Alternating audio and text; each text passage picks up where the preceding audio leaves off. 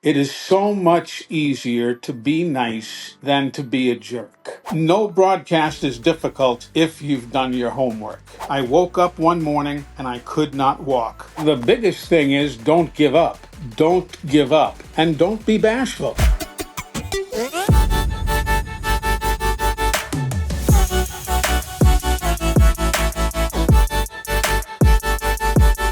Welcome back to the Growth Over Comfort podcast. I'm your co-host, Randy Anderson, joined with Coach Steve Miller. Yes, sir. We have an amazing guest today. Yes, sir. Anyone who's watching this, which, let's be honest, a lot of those people are probably friends and family, plus some others as well. But most of y'all are probably from Alabama, and you're going to know who we are introducing today because he is the voice of the Crimson Tide for most of his career. And guys, we're so excited to talk today to Eli Gold. I have to be honest, before we jump in, I've read your book and I read it recently and I had no clue about how insane of a career ride you've had. I mean, I obviously knew that you were working with the Crimson Tide for so long, and that's how I knew about you because I remember driving in my dad's truck, listening to football games, hearing your voice on the radio, but I had no clue how large and varied of a career path you've taken to go where you have been and to be where you are. So I would just love to, first of all, say thank you for all you've done for people here in Alabama, and then just for sports in general. You have put in so much work, and you've connected with so many people. I just wanted to ask, as our first kind of intro question getting into this, what's it like to sit here and look at this career that you've built over all these years and look back and see yourself doing NASCAR, doing hockey, doing baseball? I mean, you've done everything. And then obviously football as well. Like, what do you think about all this? I know I've been blessed. So that sums it up right there.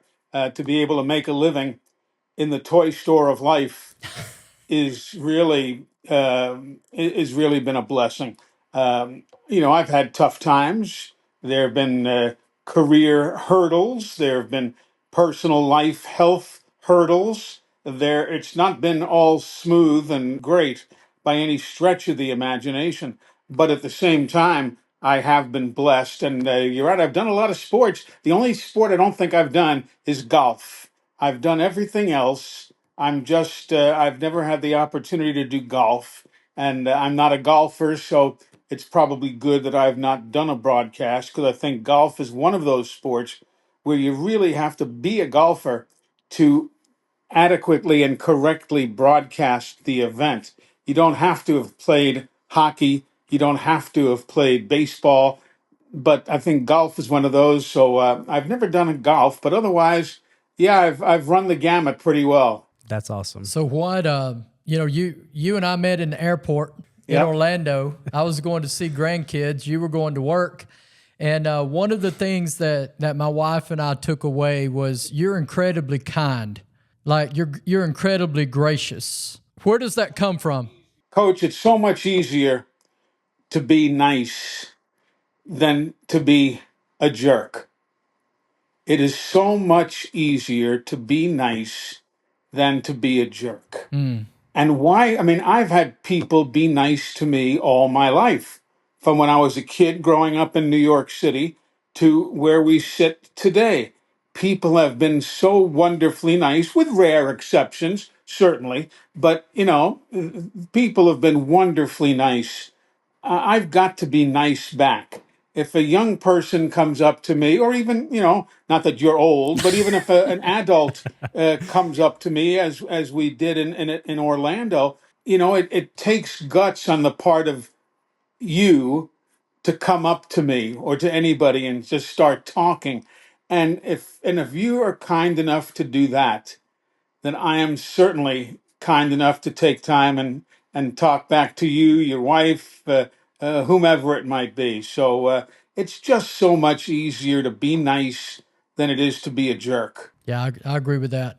One of the things, over time and, reading your book and watching interviews, you knew at an early age, I think, that this was what you were going to do.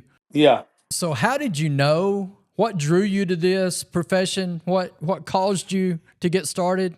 I guess the thing, well, number one, I was a terrible student. All right. I'm serious. I mean, you laugh, but I was an absolutely awful student. I didn't go to class. Mm, I had a truancy issue because I just didn't go to class. I was not going to graduate high school. I'm serious. If not for my mother, the reason I say that is because the principal at my high school happened to be my mother's social studies teacher when she was in high school. Okay. So he went from being a teacher right. and he worked his way up and he became a principal. And if it wasn't for my mom basically plea bargaining with him to let, little Eli, who was never little, but let a little Eli get out of high school, I would never have even gotten a high school diploma. I was a bad student. Plus, I couldn't do anything in math. Mm, As I say on the air many times, fourth grade math were the 6 longest years of my life. I couldn't, I was as different from today as a person could possibly have been. wow. So I needed to do something, and I loved sports. I loved everything about sports. Now I wouldn't pay attention in math class. I couldn't figure out, if you said add up 38 and 23, I'd be going on my fingers and I mean, I was just bad. But if you asked me what was Whitey Ford's earned run average, or what was Eddie Jockman's goals against average, and how do you compute it, I could tell you that. Wow. So I was basically interested in what I was interested in and didn't have time or interest in other stuff. So left school and went to work. And I was broadcasting at an early age. And of course, it was different in those days. We're talking back, in the 70s, late 60s, early 70s.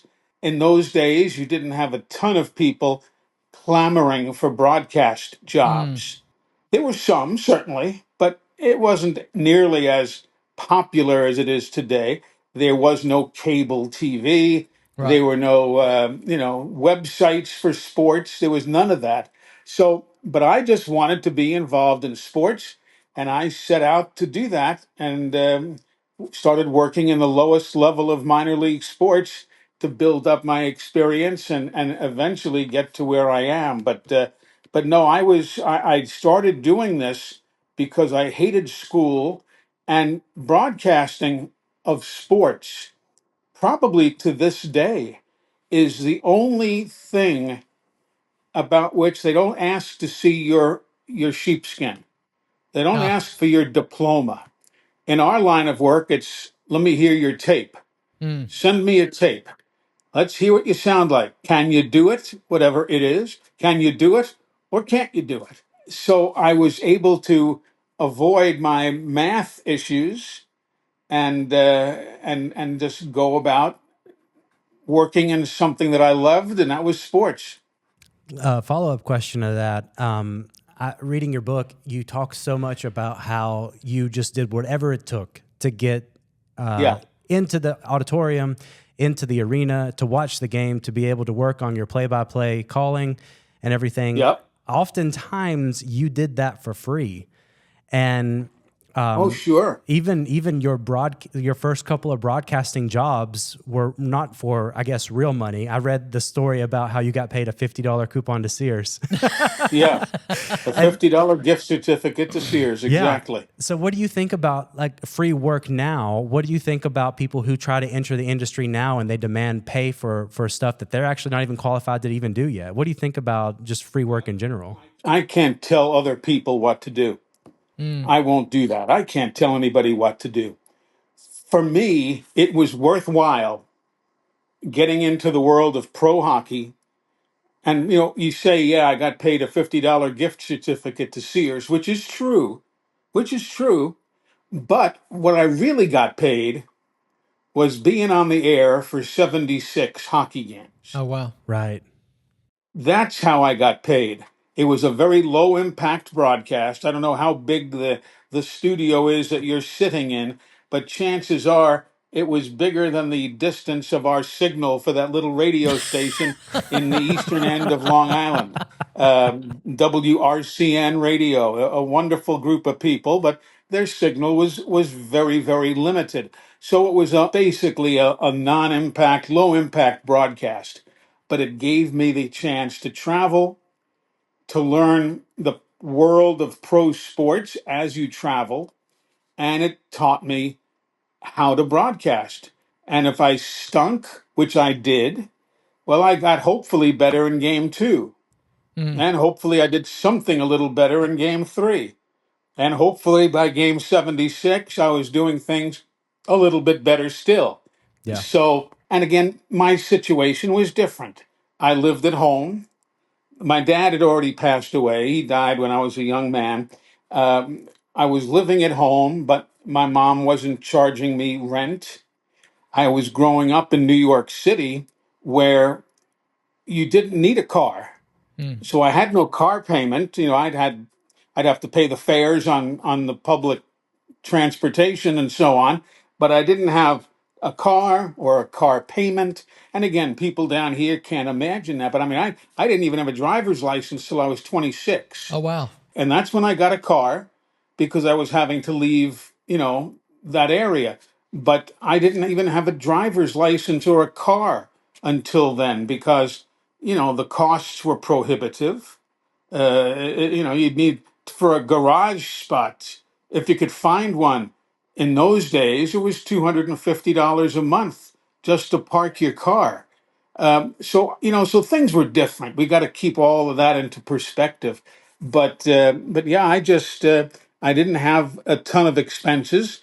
I lived at home, and that allowed me to work for you know, and I was able to save money. He did pay my expenses on the road, but now we're talking about the most minor of minor leagues. This was the league about which the movie Slapshot was made. If you've Right. ever seen, I'm What's that serious, movie? the Eastern Hockey League. You got cut from that league as a player, you went home. There was no place lower to go on the hockey. So, they might have given me $3.50 a day for meal money. But now you got to understand, in those days, a hot dog was a quarter. Yeah. Two hot dogs, 50 cents. With a soft drink, it might have been with tax and a tip, might have been $1. So things were far different, and I was able to save money Right. off of that measly amount of meal money, and that would pay my transport, my subway fare, the bus fare, what have you, Long Island Railroad fares, whatever it needed to be. And that's how I made it work. And that's how, I would pick up these odd jobs. Watch why my third book is called From Peanuts to the Press Box, Yeah. because I used to sell peanuts at Madison Square Garden. Hmm. I'd be one of those vendors. Hey, get your peanuts here. Get your, But that got me into the games, got me to hang around the press box because that's where I chose to work at the cheapest location up in the roof near the press box, meet the broadcasters, and I got a few cents to keep my efforts going. So that's how it worked. Yeah. And I love too that you just mentioned meeting the broadcasters, because another thing that I love about your earlier days is that you made the right moves and the right connections to talk to the high players in your industry. And I think that's super key. And I think that people are trying to figure that out now in today's industries. Do you have any tips for people trying to meet those high players? The biggest thing is don't give up. Don't give up, and don't be bashful. And I contacted, be it in person or by letter, virtually every big time broadcaster of our day. Oh, wow. That's Most awesome. all of them, from the biggest names to the medium names. Some responded, some didn't. But I didn't let that discourage me. But the ones who did respond were huge helps. And, you just have to have the guts to walk up to Marv Albert, which I did when I was a kid. Marv was doing the Rangers and the Knicks in those days. You have to have the guts to walk up to him. Marty Glickman was great. Marty was the voice of the New York Football Giants. He did all sorts of network TV. I'd see him and I'd make a beeline for that guy and just pester him with questions. And I was probably a pain in the caboose to him, I'm sure, but he took the time. There was a guy named Bob Wolf, who, again, you probably don't know, but Bob did baseball, hockey, basketball in New York. He was the voice that you hear on Don Larson's Perfect Game. He was doing the TV for that World Series game. So he was big in his day, and he was such a help. I could have seen him being my grandfather. I mean, he was just such a wonderful guy. But you don't know unless you take time to talk to these people. Yeah. Well, you're a big deal. I mean, for me, you're as much Alabama football as any of the stars that had taken, part in that. You're as much Alabama football as any of the coaches that have been a part. Well, I've been blessed. I'm the guy who brought you your favorite team. Yes, sir. I was the guy who could go to practice where you couldn't, and I brought you the information. So, yeah, I was hooked up to the right organization at the right time. That's for darn sure. You were the power source in that. And all of the other things that you did, one of the things in your book talked about how you prepared, like everything on your desk is in the same place. What is Yep. the story that led to that? Was that always that way? Or did Yeah. something happen that caused you to go, I'm not ever going to let that happen to me again? No, I've always been a neat nut. I Okay. have always been very, very neat, very, very organized. I mean, I can put a hand on anything here on my desk now, and I will know immediately where it is, what it is, and so on. And I've said this many times. I know what I don't know.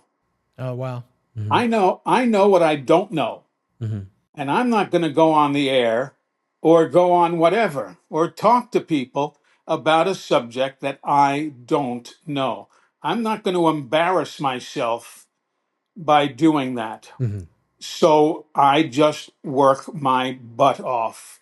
I do. I prepare out the yin yang for football games, basketball, baseball. I don't care if you have, you could be doing a football game and here comes lightning and the game gets delayed and we can't turn it on our network at Alabama. We never turned it back to our local stations because our local stations were in many cases automated, which means that there was nobody in the studio. Everything was being run by computer. I couldn't, we had to fill. We just had to fill.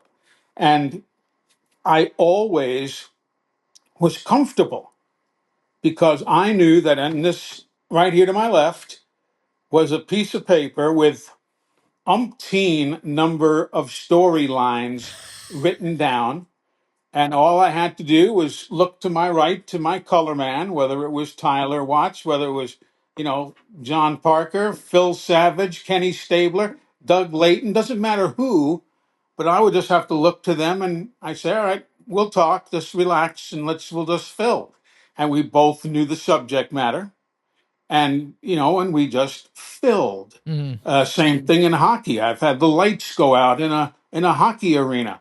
When the Whalers were playing the Birmingham Bulls, we were in New England, and the lights went out, except the power stayed on in the press box. So we were on the air, but they couldn't play. It was pitch black, except for the maintenance lights. Other than those few that came on when the power went off, it was pitch black in the building. So I just said, no problem. And I had stuff to talk about, and we just filled. So, that's the big key. No broadcast is difficult if you've done your homework. I don't care if you're in class. I don't care if you're a new There you go. welder. Right. I don't care what you are. If you know what you're doing and you know you're ready for whatever might come up, then you're fine. Yeah. Yeah. That actually rolls into a question I had about adaptability, because it seems to me like one of your most useful skills that you have is being able to adapt to almost any situation that happens live on the air. Whether that's falling, your chair messing up and possibly falling, but still holding the mic for your guests. Yep. Yep. Or if that's Yes. at a NASCAR race and there's a piece of metal flying at your head and still being able Yes, to I've continue had a through little that. of everything. You really have. I mean, you've pucks Yeah. flying at you at the box. So You know, you just have to zoom in on your game, on what you're doing. You have a responsibility to your client, to your boss, to give him the best broadcast. And when Dale Earnhardt's car pieces were flying at me in Pocono after he and Tim Richmond had that accident, there was nothing I could do. I couldn't get away. I couldn't run. And this all goes through your mind in a split second. You know how your mind works. And here comes all this shrapnel. And I said to myself, well, if you're going to die, you might as well go down talking. And I'm serious. I'm serious. And I just stood right there. I did drop down a few inches, but but I kept talking. And as it turned out, there was a great call, and I have the front fender assembly from Dale Earnhardt's car still here in my house on top of a credenza in my office. That's So, awesome. that's crazy. but you have to keep going, and what else are you going to do? What else are you going to do? I don't want to sound like a weenie and dive and start, crying on the air. You just keep going, and there's really scant little time to react.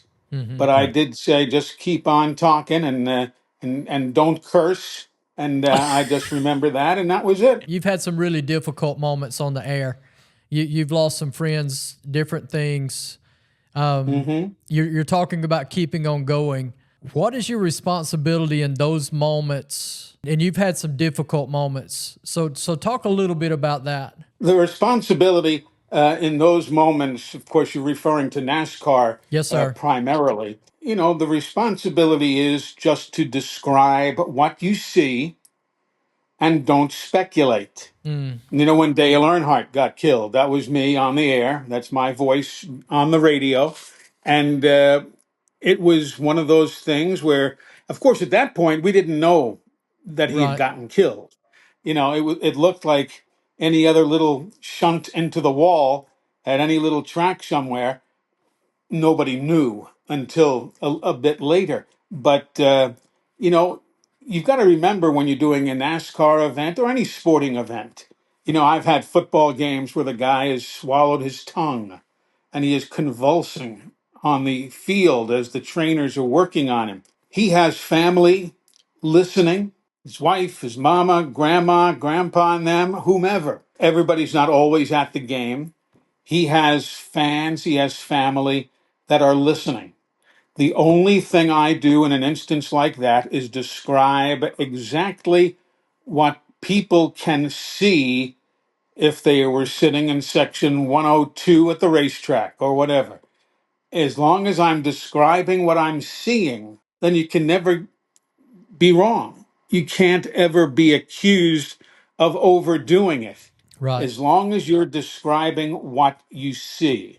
Right. I will never say, "Oh, he must have, broken his shoulder, or he must have swallowed his tongue, or he's not moving, he's dead." I would never, ever, ever, ever. You can't. It's not your responsibility. I'm not a doctor. I'm not anything. I'm a guy. I'm a professional describer. I will describe. I'm serious. I Right. tell that to people all the time. I am a professional describer. I'm not a football coach. I'm not a baseball coach. That's why I always lean so heavily on my color man, because I don't, what right would I have to analyze a play when I got Kenny Stabler sitting next to me? It's true. The man won Super Bowls. He won college championships. He's in the Football Hall of Fame. What right do I have to analyze anything? When I do baseball, I'm working with Coach Jim Case at Jacksonville State, who only has 683 career wins. Only. Only. Only. My next win will be my first. Right. What right do I have to analyze something? So it's the same thing in the case of an injury. What right do I have to guess at somebody's physical condition? I'm not a doctor.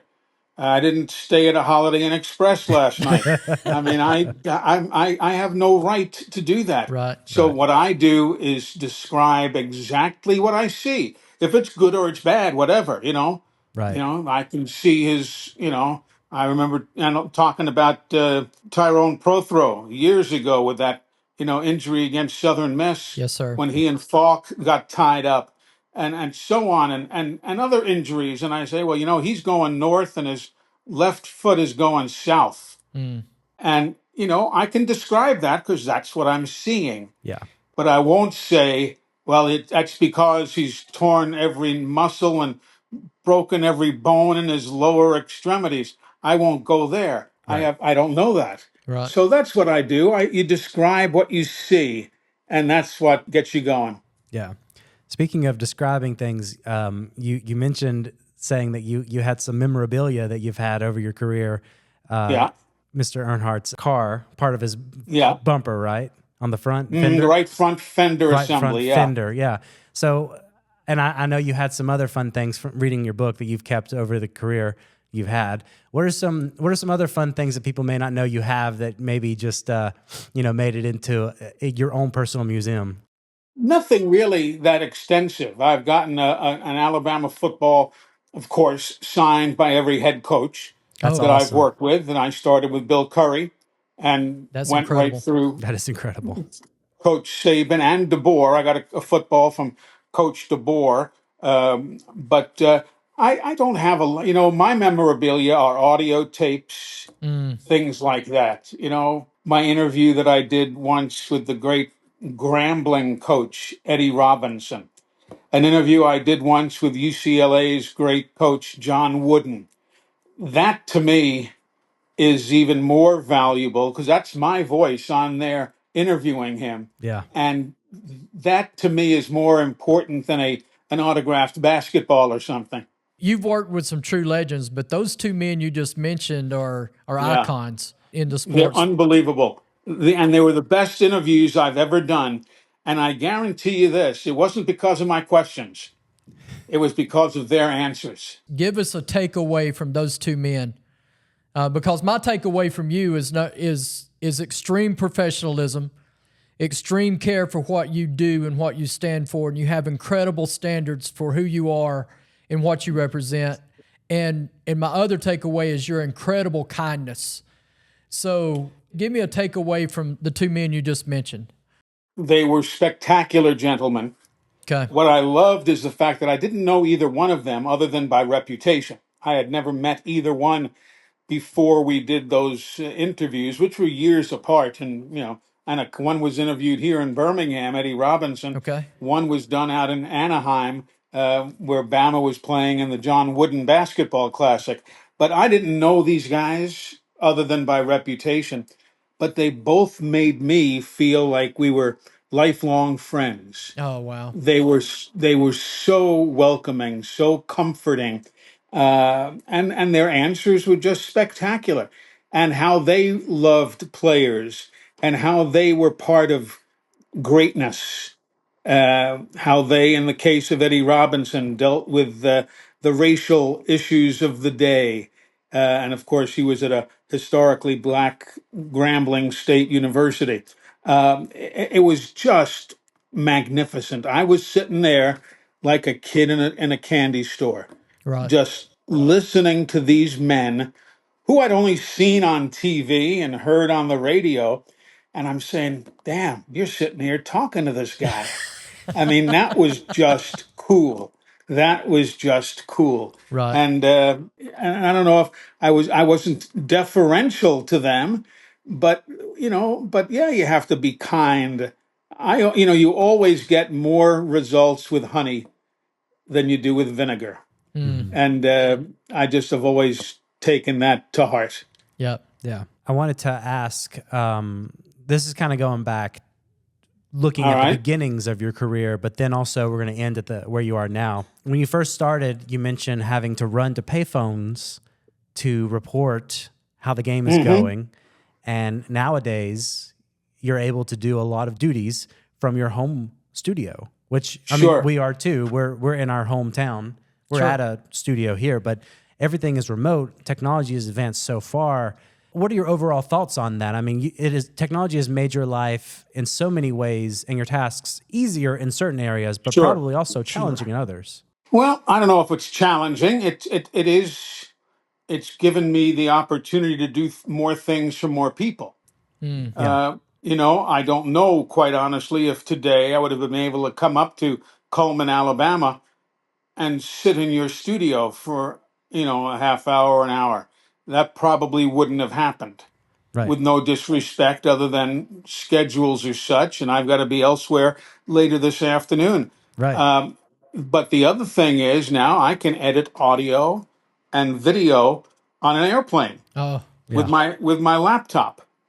Well, in the old days, you had to have a razor blade and a grease pencil and an editing block and editing tape, and you physically edited the tape. You cut a piece out here, you move it. If somebody said you snip that out, and it would, as the old saying went, you were left on the cutting room floor. yeah, That's where that came from. You took the audio and you dropped that crap out, and then yeah, you splice it together, and it became one coherent sentence. Now you can do all that, from seat 1B, and yeah. yep. that's wonderful. Yep. Yeah, No it doubt. is. Do you see more people have become lazier because of that advance in technology, or do you think it just allows those that are driven to succeed and do more? The ones who are driven will always succeed and do more. There's Mm. no question. The cream will always rise to the top. Yep. It's just the way it is. The lazy folks will always be lazy, Mm. and that's the way it is. And you're never going to change it, and technology won't change that. And that's their choosing. It's Yeah. their choosing. So the people who wouldn't run to go grab the payphone and make the call to report and do their job, those are the same people today that aren't going to use editing software to make their. I don't know. I don't know. I just had no choice. In those days, I was offered an opportunity to report on a ball game or two for Mutual Broadcasting System, and I was doing the Jets and the Broncos, but I was not what you would call legit media. Mm. I Right. was a kid. They hired a stringer to do that. And when I had to report on, the third touchdown of the day for Riley Odoms of the Denver Broncos, and I had to quickly get it on the air, only thing I could do was run out into the concourse next to the hot dog stand and put my dime in the payphone Yeah. and do it. And then they would record me. So, why? Because cell phones didn't exist in those days. Right. It's not that I didn't have one, nobody had one. Right. Exactly. So, times were different, but you adjusted. You adjusted. Yeah, I love that. I'm gonna let Steve ask a question because I think he's got one. But I just wanted to emphasize to anyone who's younger and watching this the difference in the amazing journey you've been on through the advancement of technology. Because again, think about this. When we were talking about payphones just now, I almost said put a quarter in the payphone because when I was using payphones when I was younger, that's how much it cost. And you said a dime. Like just the fact that there's that much It of a was a difference. dime back in those days. When I first went to practice my baseball, I used to go to Yankee Stadium. I grew up in New York, and I would quit. I had already walked past school and was on, and instead of going to school, I'd go to the ballpark. I'd go to Yankee Stadium. I'd either sit in the center field bleachers or the right field upper deck all the way out in the farthest portion of right field. Reason being, those seats, particularly when I went midweek, a Wednesday game against the Cleveland Indians or something, those seats tended to be empty. Mm. So I wouldn't be bothering somebody around me while I was practicing my terrible play by play. I mean, I was not good. I was a young kid.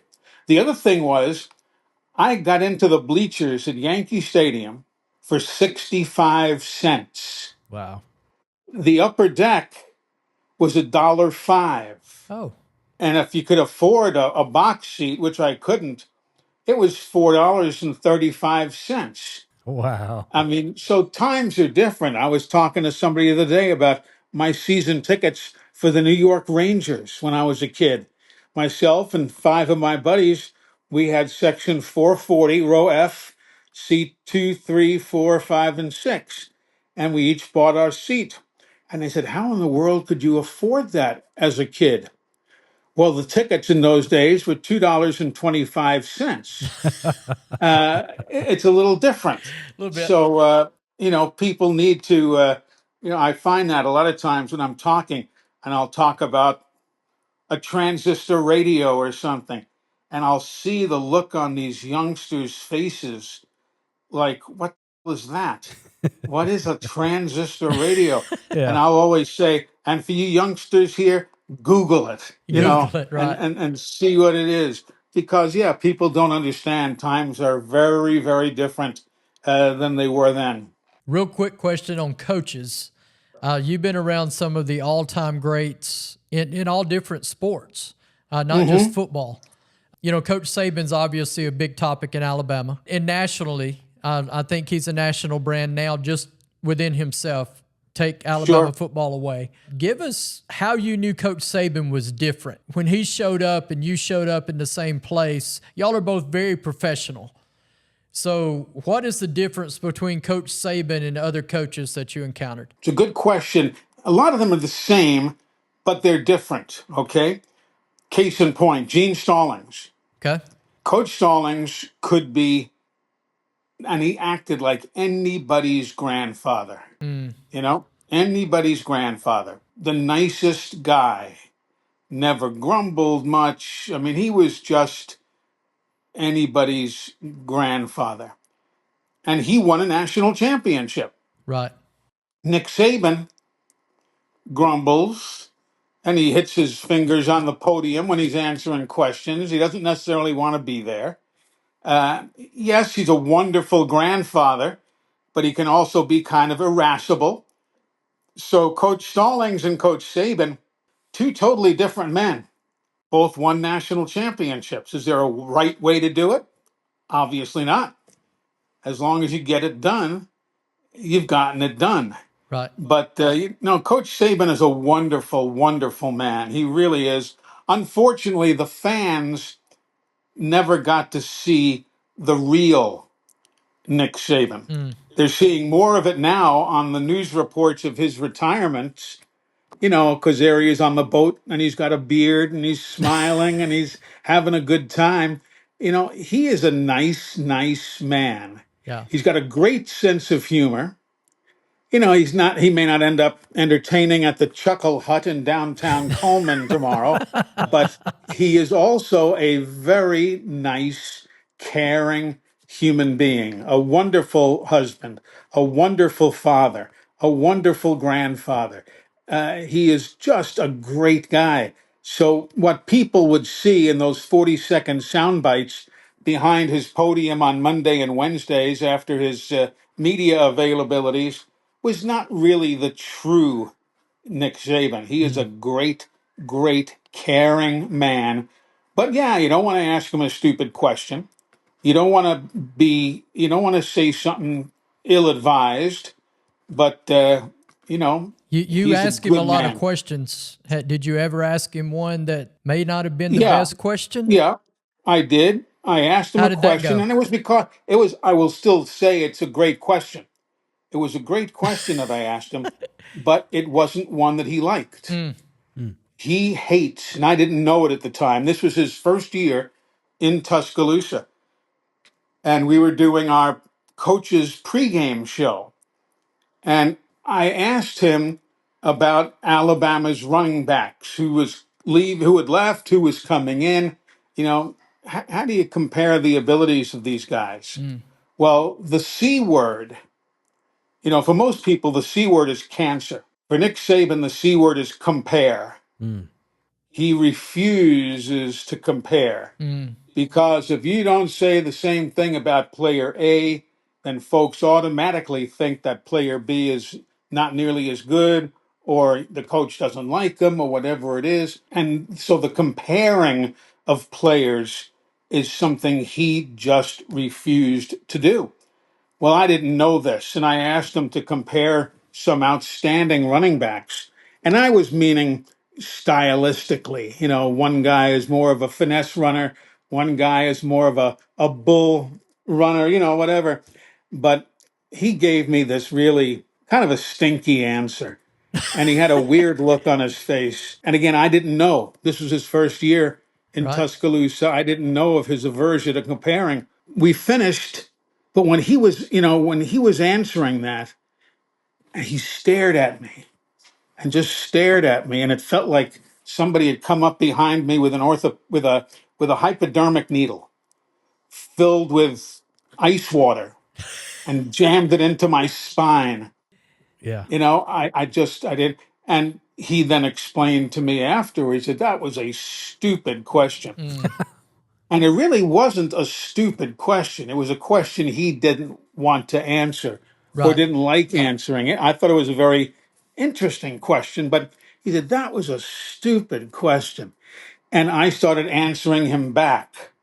I said, well, coach, and then I stopped Mm, because he had this look on his face. And I realized then it was not a conversation, it was a soliloquy on his part that he was telling me. And that was that. And we moved on. That was really the only time, and that was in year one of his tenure, simply because I didn't know of his aversion to comparing players. And I never did ask him that again. I'm sure. Yeah. Real quick, we have a few minutes left. You're a professional describer. Yes. That's how you describe Eli Gold. Yes, sir. There have been two difficult situations within the last few years for you. One being cancer. Can you describe cancer in Eli Gold's way that will allow people to not only see cancer for what it is, but also allow people to get some hope as they go through, because a lot of people are dealing with that. Well, yes. And everywhere I speak now, Coach, everywhere I speak, I will ask the audience. I just did this the other night. I spoke at a dinner in Huntsville Friday night, and it was a big crowd, good crowd. And I said, before I get into this, I'm just kind of curious. I said, folks, that I've dealt with cancer. How many people? There were probably 300 in the room, I'm guessing, give or take. I said, folks, how many of you have either had cancer, have had a close family member with cancer, know someone who has passed away of cancer? How many of you have been touched by the disease? And I swear to you, every place I ask that now, everywhere I go, anywhere from 75 to 90% of the room, hands go up. Mm, There are so many different types of cancers, but I'd been healthy all my life. And all of a sudden, I just couldn't do anything. I felt terrible. Then my legs stopped working. I couldn't walk. I woke up one morning and I could not walk. And you can imagine what that must feel like. The concern, you're so scared. I mean, it was awful. And then I obviously had to go through all these tests, and it took them a while to figure out what was wrong with me.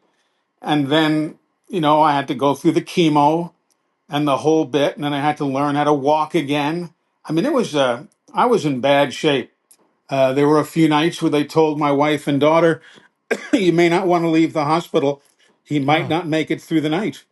I mean, I Wow. was sick, but I learned to not, you know, like Jimmy V said, Jim Valvano, don't give up, don't ever give up. And I was not going to let the win. There you go. I love living too much.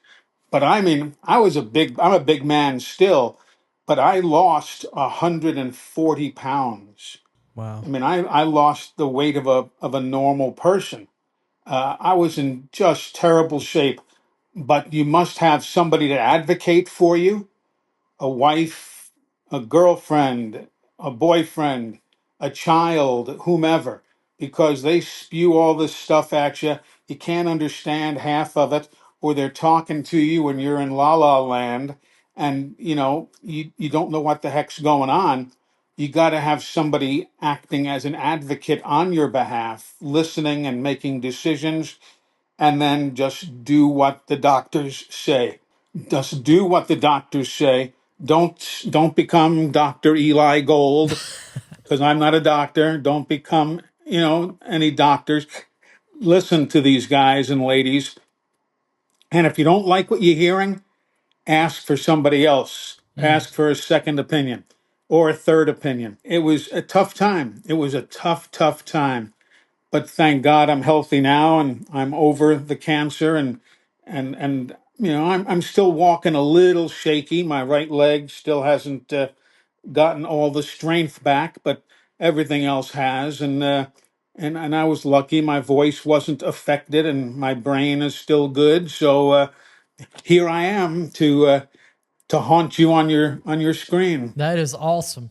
That is so good. The last question from us, and I want you to turn this one on the good side, because I think there's way more good in this than there is bad. But we are growth over comfort. You leaving Alabama wasn't comfortable. I would Nope. say there was some heartache in that for you, and there is for me and a lot of fans. Give us a little bit of the growth side in that for you, and then give us the memories. Describe the University of Alabama and what it means to Eli Gold, if you don't mind. It was a place where I worked for 36 years. It's a place where I made many, many, many, many memories. A place where I made many, many, many, many new friends. It's a place that allowed me to be near world class coaches, world class athletes, and have a collection of world class championship rings that are in the safe deposit box. But I don't look back. Right. It's over, it's done. They didn't want me anymore, and the Jacksonville State University folks did. I was out of work for 2 hours. I'm serious. I know. You laugh. I know. I was out of work for 2 hours, and Greg Seitz, the athletic director at JSU, called me. Said, "How you doing?" I've known him for Yes, years. sir. I said, "How you doing?" He said, "How you doing?" I said, "I'm hanging in there." He said, "I hear you need work." I said, "Yeah." He said, "Well, I just had a guy quit, and I need somebody." I said, "You found him. Let's go." There you And go. it's true. The guy who had been doing the baseball and women's hoops and other stuff, he had left to take another job in Georgia, and I just stepped right in. So I've been wonderfully lucky to have great friends take good care of me, great care of me. The JSU people are just spectacular folks. I couldn't ask for better people to deal with. And that's it. Memories are there. They can fire me out the door, which Alabama did. They just threw me out the door, but they will never take away the memories or the friendships. That is something that's untouchable. Give us your favorite University of Alabama call from Eli Gold of all time to close us out. Oh, I don't Describe know. that. There's so many. Most impactful, of course, was the overtime win over Georgia when Tua hit Devontae with the pass. Maybe my favorite call, and it was one that my producer, Tom Stipe, put the words together. I said, the roses in this grand old stadium are once again crimson. And that was after Alabama beat Texas for the national title in the Rose Bowl. So, but there are so many. The blocked kick against Penn State back in 1989, the Terrence Cody field goal block, Rocky block against the Volunteers. There are so many. The national title dismantling of Notre Dame Oh, in Miami. So there are so many. I don't know if I could pick just one, but that's a handful selection. that's really good. And I know I said the last thing a couple of times, but I promise this will be the last thing. You're a people person. You take care of people, and people do a great job of taking care of you as well. Yes, yes, sir. Can you just mention a couple of the unsung heroes along the way for you, the guys behind the scenes that nobody ever saw or heard from or know who they were, but make everything go? Well, certainly in my personal life, my wife, we've been married 47 years. Congratulations. And Amazing. thank you. And we've known each other for 5 years before that. Oh, So, wow. better than 50 years together.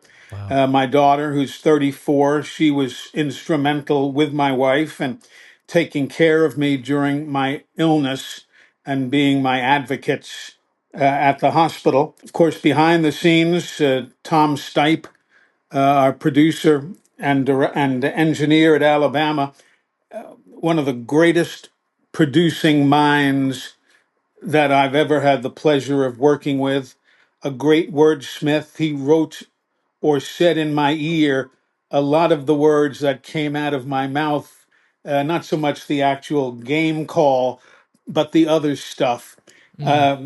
His ability to write teases for the broadcast and stuff like that. Just beyond belief. Butch Owens, my spotter. He's been with me for all 36, 37 years that I've been doing this stuff. And Butch is my other set of eyes in the booth, and I trust him implicitly. There was a guy named John McMullen who worked for Motor Racing Network. He was our producer there and was as good as any producer. A very, at times, unusual guy. I didn't necessarily agree with every decision he made managerially, but he was good. He was really good, and he could put things together. There have been a number. There Yes, have been a sir. number of them, but those are some that come to mind right there. Well, thank you so much. We appreciate you being with us today. I think that's about our time, and we really do appreciate it. It's a great honor for me for you to be a part of today. Thank you. Well, Yeah. my pleasure. Good to see you guys, and continued success with your podcast. Yes, Thank you. sir. And before we head out, I just wanted to say that you said your next win will be your first, but I disagree. I think that looking at everything you've accomplished, beating cancer, and then moving to the next part of your career, I consider that all an amazing win. I think you've got that win. Well, thank you. That's very kind of you to say. It really is.